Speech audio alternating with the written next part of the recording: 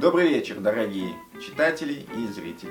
Я хочу вас сегодня познакомить прямо из парижской квартиры с человеком, который не только себе построил мост между Францией и Россией, но который также построил мост до русской культуры, до русской цивилизации. Добрый вечер, Тома. Bonsoir.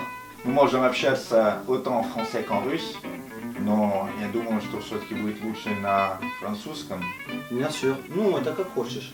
Est-ce que tu pourrais nous dire, Мгм. насколько русский язык многообразен и непредсказуем? Oh, c'est pas une question très facile. C'est une langue qui est très imagée. Beaucoup de proverbes, beaucoup de dictons, on en a aussi beaucoup en français. Et à la différence du français, c'est une langue qui est en constante mutation. Alors que le français, voilà, c'est une langue qui est très figée, les structures fondamentales n'ont pas bougé. Il y a cette particularité aussi des préfixes et des suffixes qui fait il y a pas mal d'éléments grammaticaux et qui font qu'on peut faire des choses avec la langue. Le discours est assez riche en général. N'importe quel français qui lit Tolstoï et voit des phrases d'une demi, trois quarts, voire une page et demie, j'ai déjà vu en russe. Non seulement à comprendre c'est pas facile, et à traduire c'est encore pire. On ne peut pas dire non plus que la langue française est pauvre. Peut-être que la langue française permet d'être un peu plus concise. Je dis pas que la langue russe est faite pour vraiment développer, ils expliquent longuement, tu vois. En russe, on peut faire des phrases grammaticalement justes, parce qu'en français, sujet, verbe, complément, la règle en or. Mais en russe, on peut dire une phrase, par exemple, вечереет. En fait, ça devient soit incompréhensible, soit il y a une lourdeur. Il n'y a pas cette lourdeur justement en russe.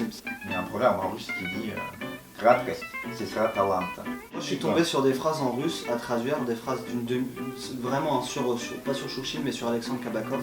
Par contre, je suis tombé sur des phrases en russe de 3 mots, les langues slaves, c'est tout un autre système. Ce fait de les déclinaisons, voilà, les préfixes, suffixes, les temps verbaux avec 2 mots pour un seul verbe, c'est très difficile de s'en imprégner et à totalement, voilà. Quand j'ai vu la déclinaison russe, j'ai dit oh, je me quoi. Je fais encore des fautes et j'en ferai toujours, et j'ai entendu des Russes qui font des fautes. Les difficultés à traduire Chouchine, il a beaucoup écrit sur les gens de son pays, sur les gens du village, du Kolkhoz, sur les personnages. C'est vraiment une littérature vivante et de vie. Ce serait pas un Maupassant moderne, dans sa stylistique moderne et dans la période moderne, mais au final, Maupassant décrivait la vie des campagnes. Ouais, non, c'est ouais. Et via Maupassant, on a un meilleur cours d'histoire que n'importe quel manuel, parce qu'on ressent l'époque. Et avec Chouchine, on peut ressentir ce qui se passait en fait. C'est quelqu'un qui a mis de l'âme dans les personnages et dans ses nouvelles. Il y a du réalisme. Ouais, non, mais c'est très oral à lire, à écouter, et visuellement c'est très oral aussi. Et ça donne beaucoup d'énergie et ça rend vraiment le texte vivant. Il retranscrit les fautes de prononciation. Chouchine, c'est le grand maître de l'oralité. C'est ce qui est pas facile justement à traduire en français, c'est cette oralité.